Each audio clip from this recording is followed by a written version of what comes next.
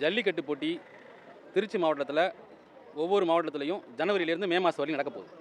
இதுக்காக online token முறையை ரத்து செய்ய வேண்டியும், அந்தந்த மாவட்டத்தில் நடக்கக்கூடிய ஜல்லிக்கட்டு போட்டியில் அந்தந்த மாவட்ட மாடுகளுக்கு முன்னுரிமை கொடுக்கணும்னு நாங்கள் கோரிக்கைக்காக மாவட்ட ஆட்சியர் வந்திருக்கோம்.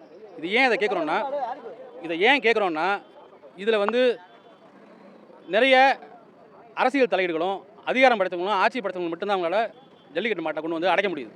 வெளியூர் மாடெல்லாம் உயரமாக எங்கள் ஊரில் வருது. ஆனால் பக்கத்து ஊர் மாடு ஒரு ஊரில் நடக்குதுன்னா பக்கத்து ஊர் மாட்டில் எங்களால் மாடை கொண்டு அடைக்க முடியல, டோக்கன் கிடைக்கல. இவங்களா ஒரு கள்ள ஒப்பந்தம் போட்டுக்கிட்டு அவங்களுக்கு வேண்டியப்பட்டவங்களுக்கு மட்டும் டோக்கன் கொடுக்குறாங்க.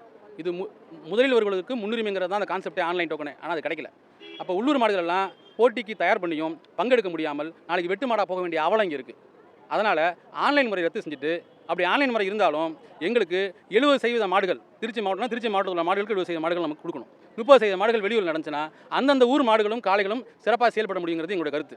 ரெண்டாவது, இதில் வந்து ஒவ்வொரு துறைகளுக்கும் இப்போ கால்நடைத்துறை, இப்போ காவல்துறை, வருவாய்த்துறையும் மொதல் டோக்கனை இவங்களே பிரிச்சுக்கிறாங்க. இது இல்லாமல் விஐபி டோக்கன் ஒன்று கொடுக்குறாங்க. அதுக்கப்புறம் அந்த டோக்கன் கொடுக்குறாங்க. இப்போ 300வது மாடு வந்து இப்போ அவுத்துருக்காங்க, 280வது மாடு போயிடுச்சுன்னா டோக்கன் முடிஞ்சு போச்சு, நீங்கள் போங்கன்னு வெளியே அனுப்பிச்சு விட்றாங்க. இந்த மாதிரி ஏகப்பட்ட குளறுபடிகள். அரை மணி நேரம் தான் சர்வர் ஆனாவது, அதுக்குள்ளே நாங்கள் ஆன்லைனில் டோக்கன் பதிவு பண்ணணும். அப்போ அவங்க நிகழ்ச்சி நடத்துகிறவங்களும் இந்த மாவட்ட ஆட்சியர் அலுவலகத்தில் உள்ளவங்க அவங்க யாருக்கு முடிவு பண்ணுறாங்களோ அவங்களுக்கு தான் டோக்கன் கொடுக்குறாங்க, மற்ற யாருக்கும் கொடுக்குறதில்ல. இதனால் இதை சரி செய்கிறதுக்கு ஆன்லைன் டோக்கன் ரத்து பண்ணி உள்ளூர் மாடுகளுக்கு முக்கியத்துவம் கொடுக்கணும்னு மாவட்ட ஆட்சியர் நோக்கி வந்திருக்கும். இது இல்லாமல் இன்றைய திராவிட முன்னேற்ற கழக அரசு தங்களுடைய தேர்தல் வாக்குறுதியில் 373 நம்பர் அந்த வாக்குறுதி சொல்லியிருக்காங்க. நாங்கள் காளை வளர்க்குறவங்களுக்கு மாதந்தோறும் 1000 ரூபாய் நாங்கள் வந்து ஊக்கத்தொகையாக கொடுப்போம்னு சொன்னாங்க. அதுவரை இது யாரும் பேசவே இல்லை. இப்போ இதெல்லாம் கொடுத்தா தான் எங்களுக்கு கொஞ்சம் சரியாக இருக்கும். ஏன்னா ஒரு மாடு வளர்க்குறதுக்கு, ஜல்லிக்கட்டு மாடை தயார் பண்ணுறதுக்கு மினிமம் 10,000 to 20,000 எங்களுக்கு மாதம் செலவாகுது. நிலம் வச்சுருக்கவங்களுக்கு, நிலம் வைக்காதவங்க நிலமை இதோட இன்னும் மோசமாக இருக்கும்.